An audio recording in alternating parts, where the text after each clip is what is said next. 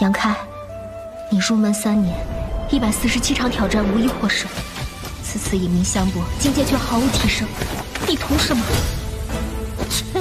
乱柿子，随便你。Hai hai hai, selamat datang kembali di channel Min Donghua. Di video kali ini kita akan melanjutkan cerita Donghua Martial Peak. Ayo nggak pakai lama-lama lagi, langsung aja ke ceritanya. Cekidot.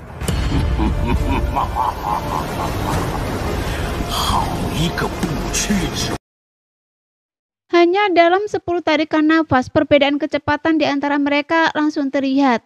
Meskipun mereka masuki lembah hampir bersamaan, Ningguang dan Zilong jelas jauh di depan. Yang lebih mengesankan adalah leluhur hantu. Dengan bimbingan Jangke, ia tidak perlu khawatir tentang ancaman celah spesial. Ia hanya mengikuti arahan Jangke.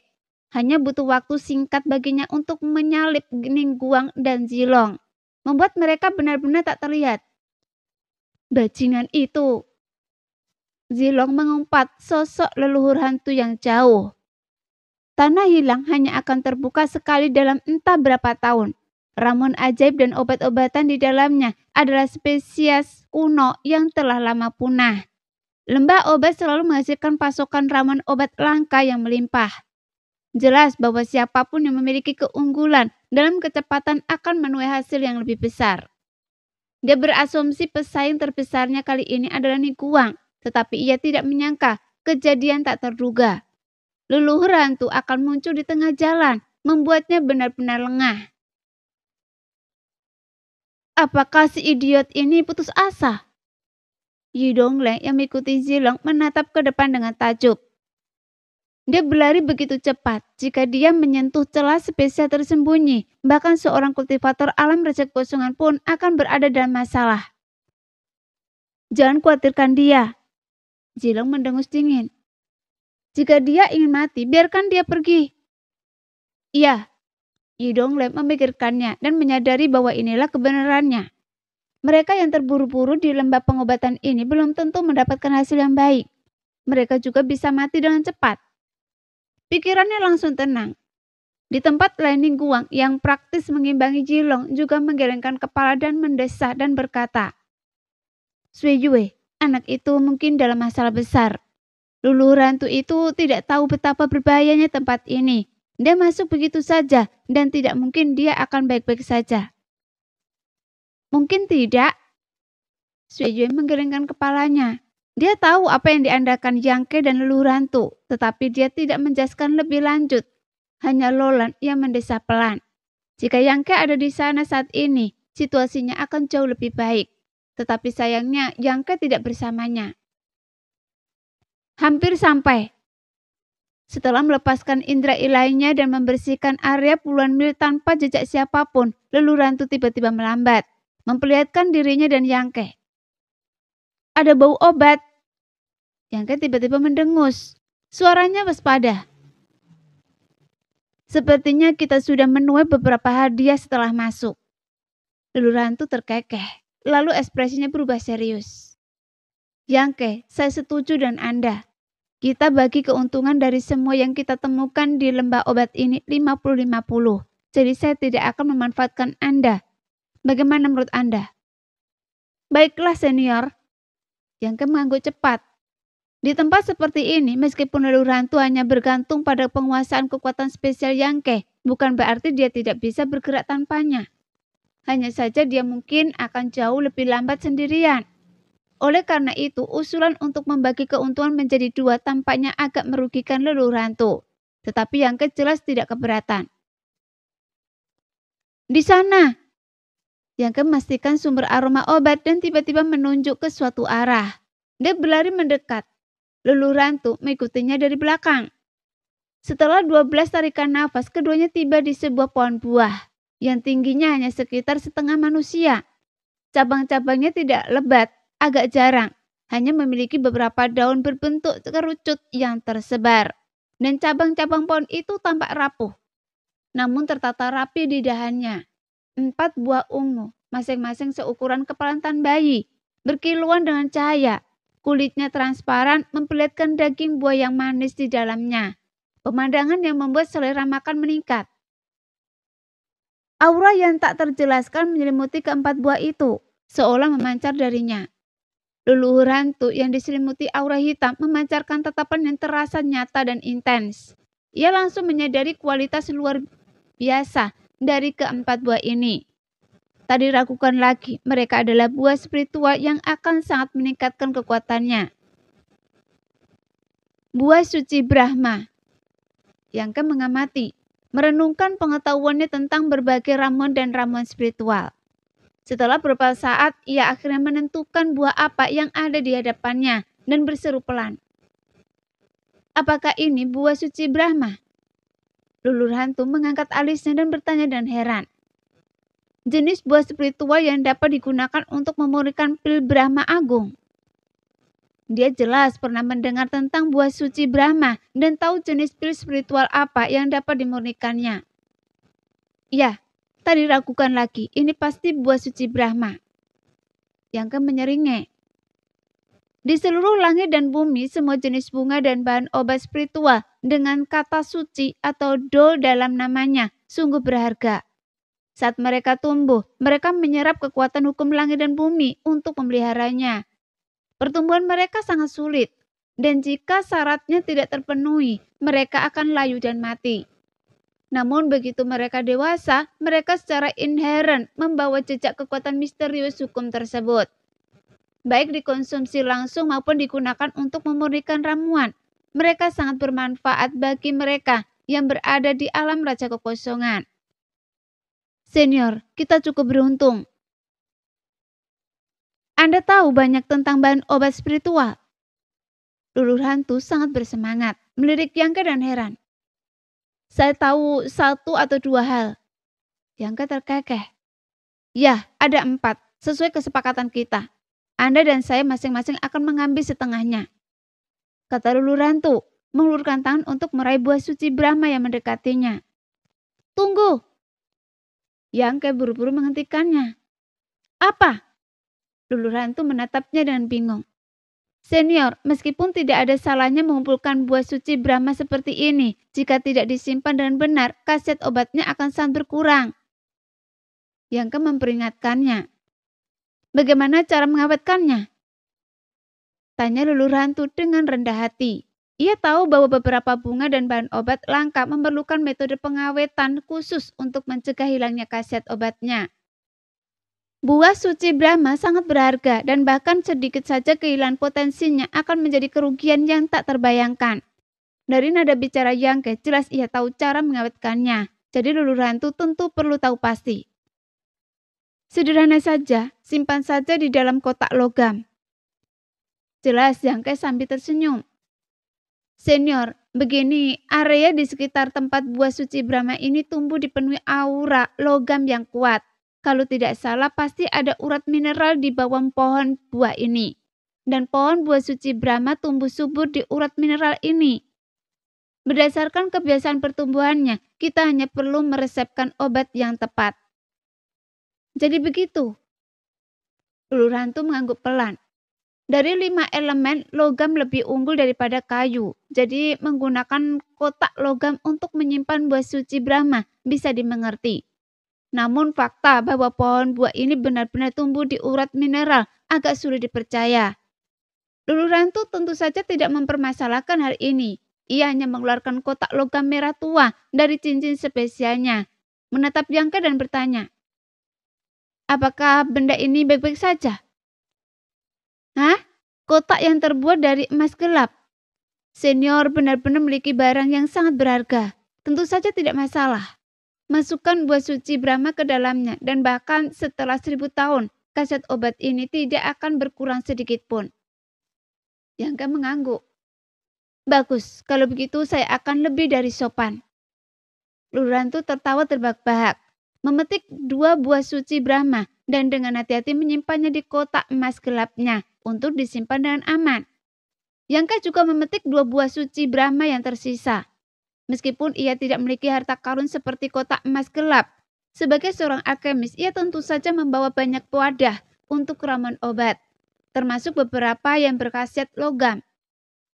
Setelah membagi 4 buah suci Brahma secara merata, mereka berdua dengan bersemangat berangkat lagi. menghindari celah-celah ruang yang mengelilingi mereka, sambil mencari ramuan kuno yang tersebar di seluruh lembah obat. Lembah ini sangat luas, dan tak seorang pun tahu persis ukurannya. Setelah Yangke dan leluhur hantu bergegas masuk, mereka tidak melihat siapapun, dan tak seorang pun tahu kemana mereka pergi. Terlebih lagi, menemukan ramuan di tempat seperti itu sangatlah praktis, karena ramuan di sini sudah sangat tua, sehingga selalu mengeluarkan aroma obat. Hanya dengan mengikuti sumber aromanya saja, mereka pasti akan menemukannya. Setengah jam kemudian, keduanya memanfaatkan sifat ini sekali lagi dan menemukan jamur seukuran telapak tangan. Karena tumbuh di celah batu, sangat sulit ditemukan. Jika bukan karena aromanya yang kuat, mereka mungkin tidak akan menemukannya. Jamur transformasi iblis. Tanpa perlu diingatkan oleh Yangke, leluhur hantu mengenali nama ramuan ini. Jantungnya berdebar kencang. Ini jamur transformasi iblis. Keberuntungan saya cukup bagus. Selamat senior, jamur transformasi iblis ini sepertinya berusia setidaknya 2000 tahun. Jika digunakan untuk memurihkan pil penekan iblis, bahkan para ahli alam Raja Kekosongan pun akan berebut. Kata Yangke sambil menyeringai, menangkupkan tinjunya. Leluhur hantu melirik Yangke dan berkata, "Baiklah, benda ini akan sangat berguna bagi saya, jadi saya akan mengambilnya untuk saat ini. Jika saya menemukan yang lain nanti, Anda akan mendapatkan porsi ekstra. Apapun itu, bolehkah?" "Tentu saja," jawab Yangke ramah. Fungsi utama jamur transformasi iblis adalah untuk mengusir iblis dalam diri. Para prajurit terkadang mengalami iblis dalam diri selama latihan mereka atau saat mereka maju melalui terobosan. Iblis dalam dirinya ini adalah bayangan negatif yang mengintai dalam diri setiap orang. Melihat seseorang menindas yang lemah dan bersikap malu-malu serta tidak menawarkan bantuan bisa menjadi iblis dalam diri. Ditindas dan tidak mampu membalas dendam juga bisa menjadi iblis dalam diri. Kematian wanita yang dicintai juga dapat menyebabkan depresi dan iblis dalam diri. Iblis batin adalah istilah umum yang mencangkup kelemahan batin seorang prajurit dan berbagai emosi negatif. Mereka sangat berbahaya. Biasanya, iblis batin tidak berdampak signifikan pada seorang prajurit. Tetapi seiring bertambahnya kekuatan seorang prajurit, kerusakannya semakin parah. Terutama selama terobosan atau kemajuan, kekuatan iblis batin semakin besar.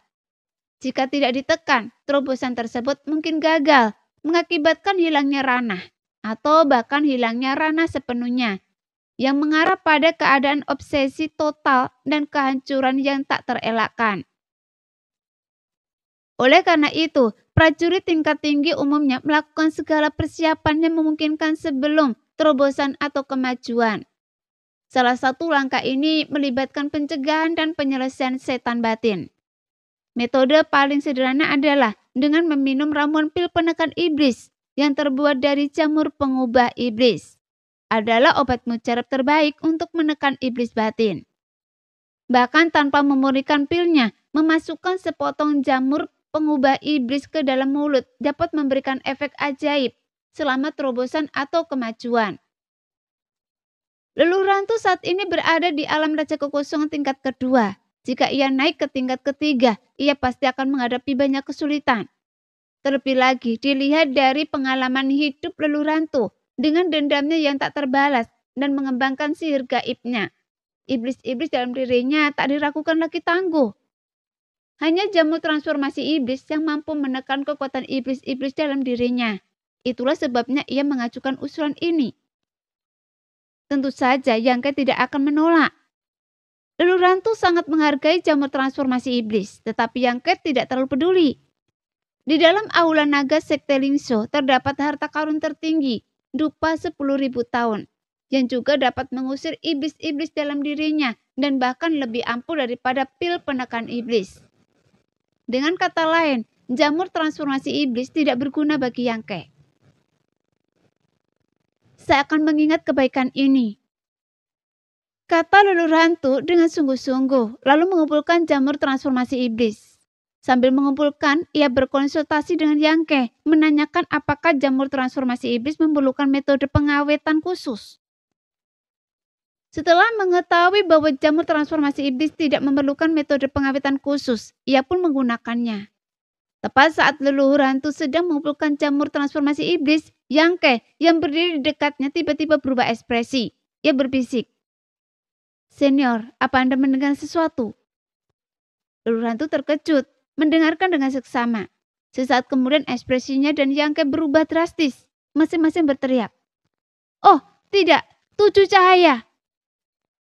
Sebuah hembusan nafas terdengar dari kejauhan, disertai gerakan aneh yang membuat lembah obat sedikit bergetar.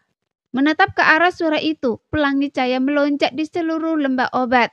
Tepat saat ia telah mundur, "Di mana celah spesial?" Lurantu segera menatap Yangke, bertanya dengan cemas. Celah spesial yang sebelumnya banyak di dekatnya kini telah hilang sepenuhnya. Putus asa, Lurantu hanya bisa menggantungkan harapannya pada Yangke. Cahaya mulia 7 bintang, aura yang terpancar dari nafas burung dewa, merak 7 bintang, mampu menggerogoti jiwa dan daging, menembus segala pertahanan. Bahkan Lurantu pun tak mampu menahannya. Satu-satunya cara untuk menghindarinya adalah dengan memanfaatkan celah spesial yang ada di sini. "Lewat sini!" Yangke tampak tak gentar, melambai dengan percaya diri ke arah leluhur hantu, lalu melesat cepat ke suatu titik di langit. Leluhur hantu melesat, berubah menjadi seberkas cahaya hitam mengikuti dari dekat. Sesaat kemudian kedua pria itu berdiri diam di gampaan. Apakah benar-benar ada celah spesial di sini? Leluhur hantu melihat sekeliling, menyaksikan cahaya mulia 7 bintang yang terpancar dari kedalaman lembah obat mendekat. Siap menelan area tersebut. Ia tak kuasa menahan rasa panik. "Tentu saja ada." Yangke tersenyum tipis. "Senior, jangan khawatir, saya tidak akan mempertaruhkan nyawa saya. Nah, celah spesial ini cukup besar, panjangnya kira-kira sepanjang ini." Yangke berkata sambil memberi isyarat. Melihat keseriusannya, leluhur hantu merasa sedikit tenang.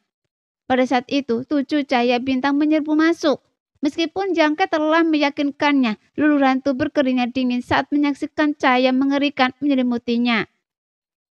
Sudah lama sejak ia naik ke alam rasa kekosongan, dan ia belum pernah merasa setakut ini.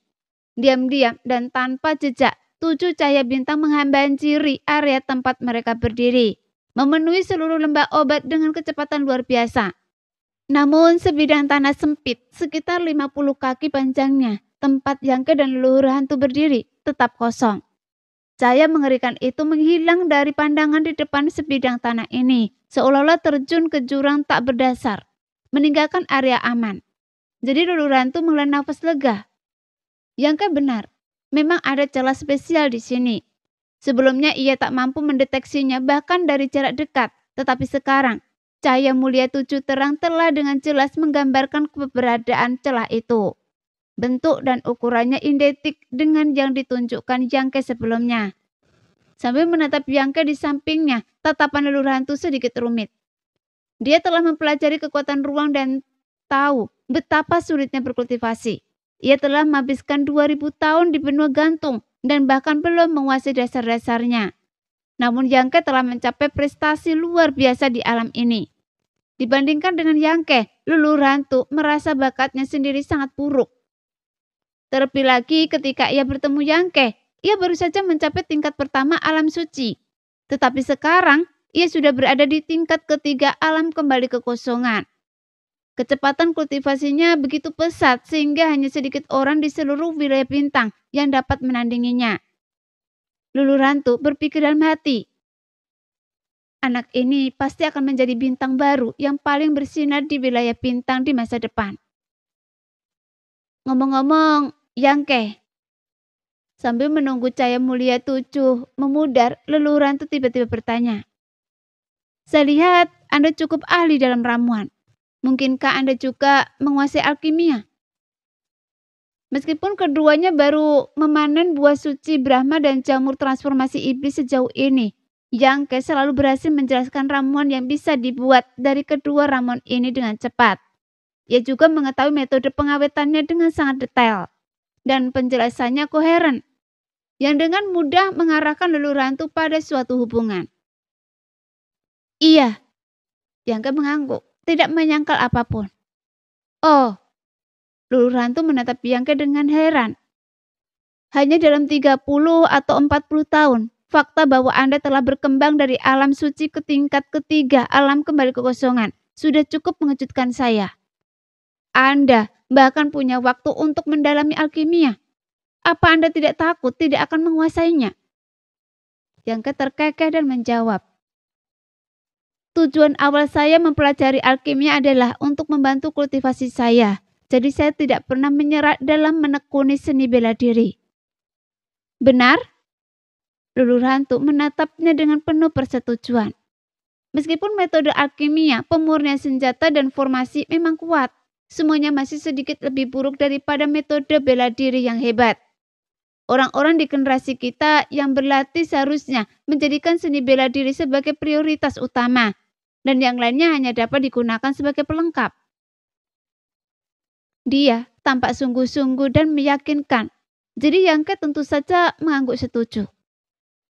Ya, meskipun begitu, mencapai sesuatu di ketiga bidang ini akan sungguh luar biasa. Luluh Hantu senang dengan sikap Yangke. Dengan senyum tipis, ia bertanya dengan rasa ingin tahu. Katakan pada saya, ramuan apa yang bisa Anda sempurnakan sekarang? Yangke merenungkan pertanyaan ini dengan seksama sebelum berkata dengan sungguh-sungguh. Karena Anda bertanya, saya tidak akan menyembunyikannya. Iya, saya sekarang seorang alkemis tingkat Raja Kekosongan yang mampu menyempurnakan ramuan tingkat Raja Kekosongan. Begitu ia selesai berbicara, tubuh Luluh Hantu tersentak hebat dan ia membeku di tempat, menatap Yangke cukup lama tanpa berkata sepatah kata pun.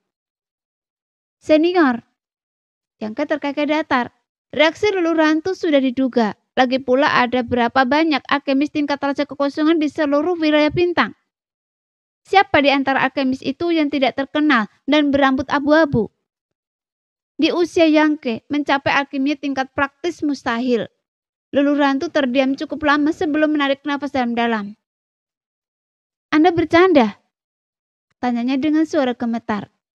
Dipikir Yangke sedang menggodanya, jadi dia terus menatap Yangke, mencoba mengamati ekspresinya, tetapi tidak melihat tanda-tanda bercanda di wajahnya. Dan dia segera menyadari, kata-kata Yangke mungkin benar. Tidak. Yangke menggelengkan kepalanya. Anda benar-benar seorang alkemis tingkat Raja Kekosongan? Seru Luluh Hantu, lalu segera menoleh dan melihat sekeliling, seolah takut kata-katanya terdengar. Bagaimana saya bisa bercanda tentang hal seperti itu? Meskipun saya baru memurnikan beberapa ramuan tingkat Raja Kekosongan, saya sudah membuatnya. Menurut klasifikasi alkemis di wilayah bintang, saya seharusnya dianggap sebagai alkemis tingkat Raja Kekosongan. Luluh Hantu tersentak, menatap Yangke seolah-olah ia monster. Yangke masih muda, dan kultivasinya saja sudah cukup tinggi. Tapi ia bahkan telah mencapai tingkat Raja Kekosongan dalam alkimia. Bagaimana mungkin ia melakukannya? Bahkan jika ia telah bekerja keras selama bertahun-tahun, itu mustahil. Hanya jika ia bisa menciptakan lusinan avatar untuk berkultivasikan bersama, barulah hal seperti itu mungkin terjadi. Luluh Hantu benar-benar tercengang. Hanya sedikit orang yang tahu saya seorang alkemis tingkat Raja Kekosongan. Selain wanita di sisi saya, hanya Anda yang tahu. Jadi tolong rahasiakan ini untuk saya, kata Yangke sambil menyeringai. Sebelumnya ia menyembunyikan identitas alkimianya karena ia kurang kuat dan takut ketahuan. Tapi sekarang dengan kekuatannya yang semakin besar, mengungkapkan identitas alkimianya tidak hanya akan membuatnya tidak kesulitan, tetapi juga bisa memberinya manfaat dan bantuan yang luar biasa. Jadi Yangke tidak berniat merahasiakannya lagi. Mendengar ini, Luluh Hantu menghela nafas dan berkata dengan nada serius. Saya tahu betapa kuatnya Anda. Tentu saja saya tidak akan menyebarkannya. Lagi pula saya tidak kenal siapapun. Jadi bagaimana mungkin saya melakukan hal yang membosankan seperti itu? Tapi, Nak, kenapa Anda mengatakan yang sebenarnya? Apa Anda tidak takut saya mungkin punya niat buruk pada Anda? Anda seharusnya tahu betapa menariknya seorang alkemis tingkat Raja Kekosongan bagi orang-orang seperti saya. Jika saya bisa menangkap alkemis seperti Anda untuk memurnikan ramuan khusus untuk saya, maka meningkatkan kekuatan saya tentu akan mudah. Senior bukan orang seperti itu. Yangke menyentuh hidungnya. Jika saya tidak percaya senior, saya tidak akan mengatakan yang sebenarnya. Lagi pula menyinggung seorang alkemis tingkat raja kekosongan dan berteman dengan seorang alkemis tingkat raja kekosongan. Mana yang lebih baik? Saya yakin senior tahu betul itu. Bahkan jika Anda menangkap saya dan saya harus bersedia membantu Anda memurnikan obat. Bagaimana jika obat yang saya murnikan mengandung racun? Sambil berbicara, Yangke mengedipkan mata pada leluhur hantu.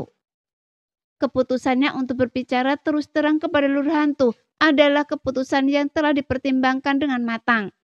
Bukan dorongan tiba-tiba.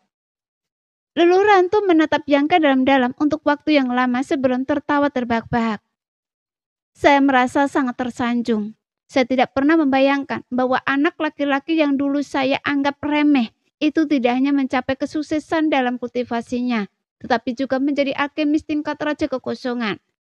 Jika saya bisa memberitahu siapapun tentang ini, saya akan sangat bangga. Senior, Anda sangat baik, kata Yangke dengan rendah hati.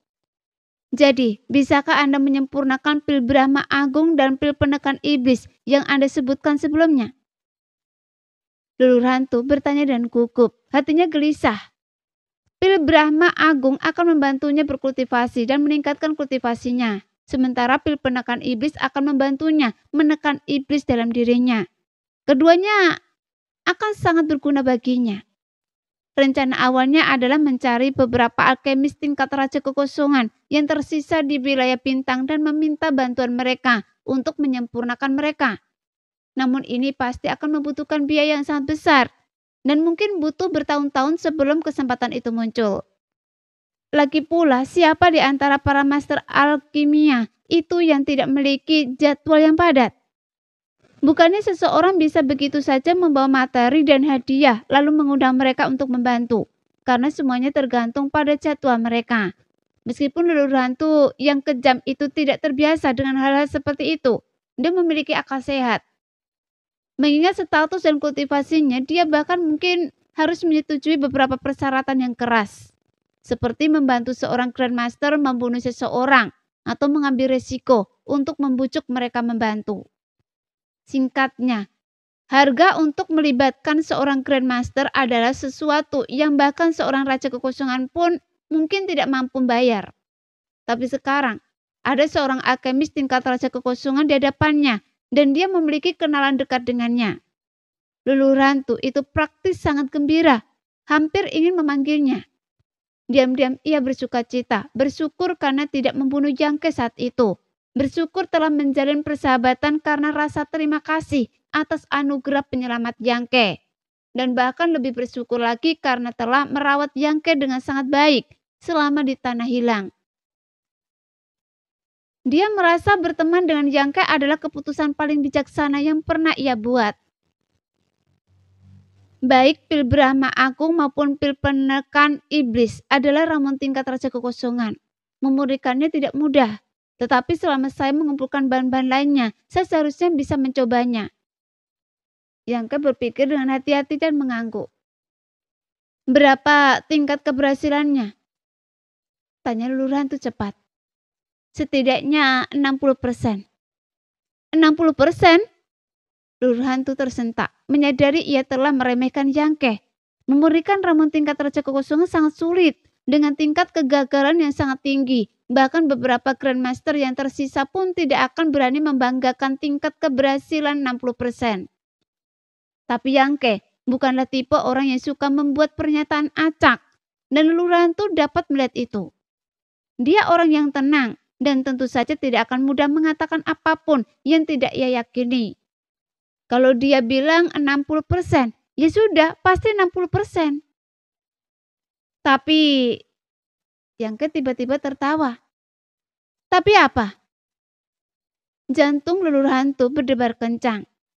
Jika senior ingin memurnikan pil Brahma Agung dan pil penekan iblis, saya bisa merekomendasikan orang lain. Pencapaiannya dalam alkimia jauh lebih unggul daripada saya. Dan jika dia memurnikannya, tingkat keberhasilannya akan lebih tinggi lagi. Leluhur hantu tersentak. menatap Yangke dengan tak percaya. Apakah Anda kenal alkemis tingkat Raja Kekosongan lainnya? Benar, Anda pasti punya seseorang yang mengajari Anda teknik alkimia ini. Mungkinkah itu guru Anda yang sedang Anda bicarakan? Mata Leluhur Hantu bersinar terang saat ia berbicara. Baginya, guru Yangke tidak diragukan lagi adalah seorang alkemis tingkat Raja Kekosongan.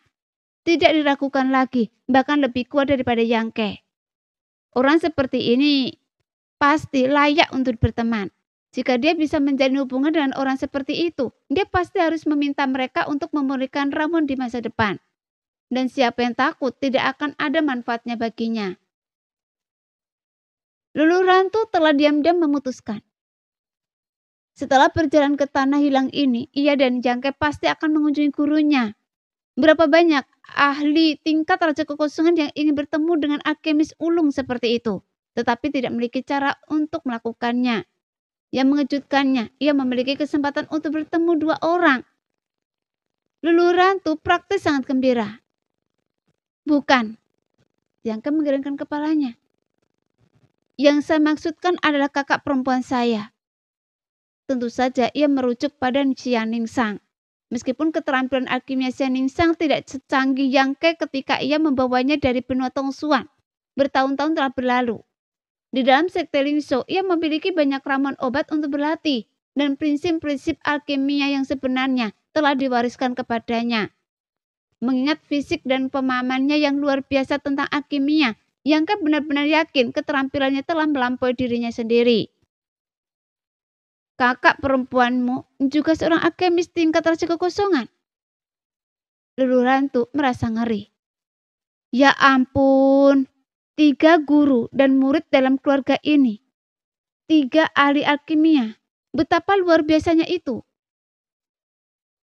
Leluhur Hantu bahkan tak bisa membayangkan sekte macam apa yang bisa memiliki 3 alkemis setingkat Raja Kekosongan. Dengan master seperti itu, bukankah murid-murid sekte ini tidak akan kekurangan ramuan?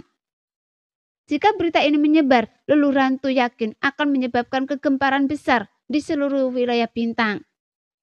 Raksasa seperti Kamar Dagang Yang Luo, Bintang Ungu, dan Aliansi Pedang niscaya akan mengirimkan pasukan untuk merayu sekte Yangke.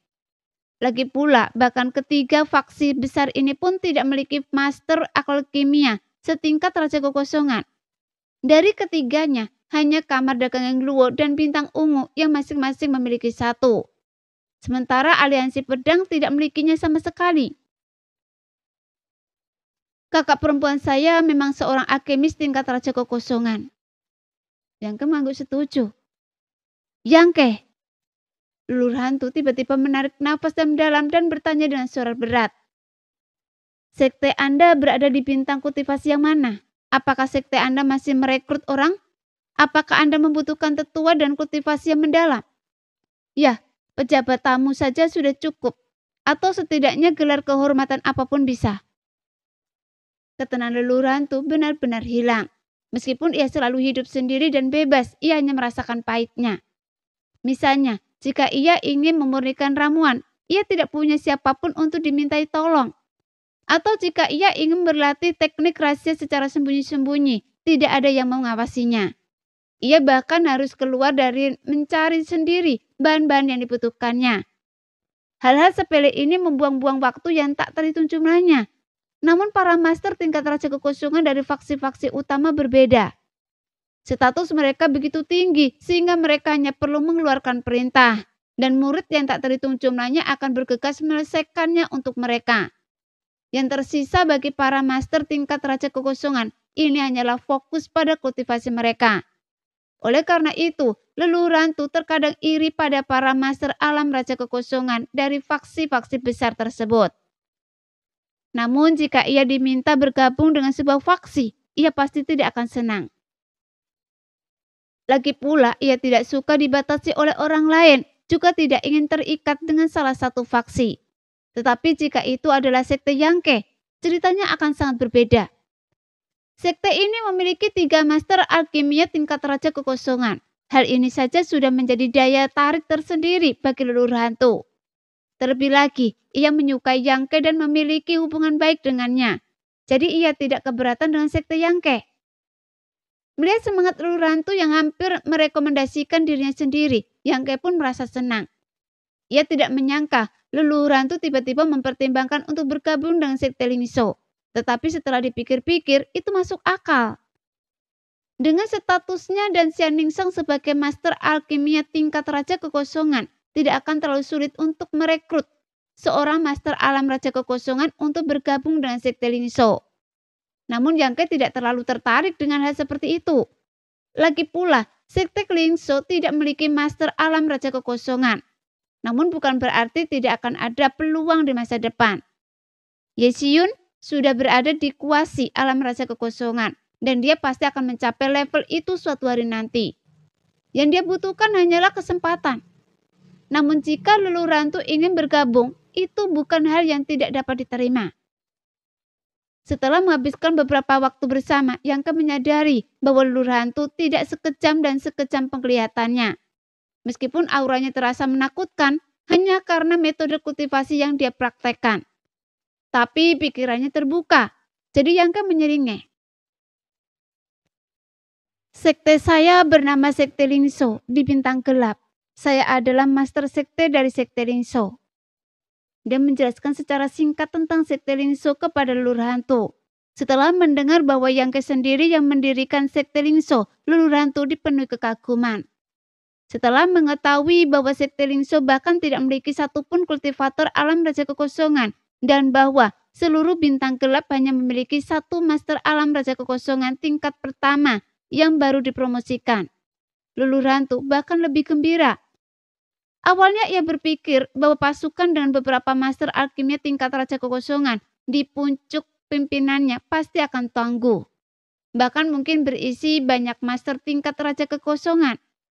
Jika memang begitu, bergabungnya ia hanyalah pelengkap sempurna. Namun kini tampaknya jika ia benar-benar bergabung, ia akan langsung menjadi makhluk terkuat di sekte Lingso, bahkan di Bintang Gelap. Status dan posisinya jauh berbeda dari yang ia perkirakan. Ia adalah makhluk tertinggi, karena itu leluhur hantu bahkan lebih antusias. Ingin bertanya, Yangke, apa pendapat Anda tentang saya? Saya telah sendirian sepanjang hidup saya, tanpa tempat tinggal sejak meninggalkan benua gantung. Saya berpikir, bagaimana kalau bergabung dengan sekte Lingso Anda? Saya tidak punya persyaratan apapun, cukup gelar tetua tamu, agar saya bisa menikmati perawatan para alkemis tingkat Raja Kekosongan dan sesekali membantu memurnikan beberapa ramuan untuk saya. Dan itu sudah cukup bagi saya. Leluhur hantu berbicara terus terang dan jujur, sehingga Yangke tertawa terbahak-bahak. Jika seseorang seperti Anda ingin bergabung dengan sekte Lingso, bagaimana mungkin saya menolaknya? Jadi sudah diputuskan? Mata leluhur hantu berbinar. Meskipun ia tahu Yangke mungkin tidak akan menolak, ia tetap senang ketika mendengar persetujuan Yangke. Dengan begini, ia akan dekat dengan seorang alkemis tingkat Raja Kekosongan. Di masa depan, selama ia bisa menemukan ramuan obat, dia tidak perlu khawatir ada yang membantunya memurnikannya. Meningkatkan kekuatannya tidak akan menjadi masalah. Jelas leluhur hantu sudah bisa membayangkan skenario masa depan. Ia yakin akan mencapai puncak tingkat ketiga alam Raja Kekosongan dalam hidupnya. Berdiri di puncak seluruh wilayah bintang. Sudah diputuskan. Yangke mengangguk siap. Namun posisi tetua tamu ini tidak sepenuhnya pantas dengan status Anda, senior. Anda menjadi tetua agung saja. Tubuh leluhur hantu bergetar hebat dan ia menatap Yangke dalam-dalam. Hatinya gelisah untuk waktu yang lama. Sekian dulu cerita kali ini. Kita lanjut lain hari ya guys ya. Bye-bye.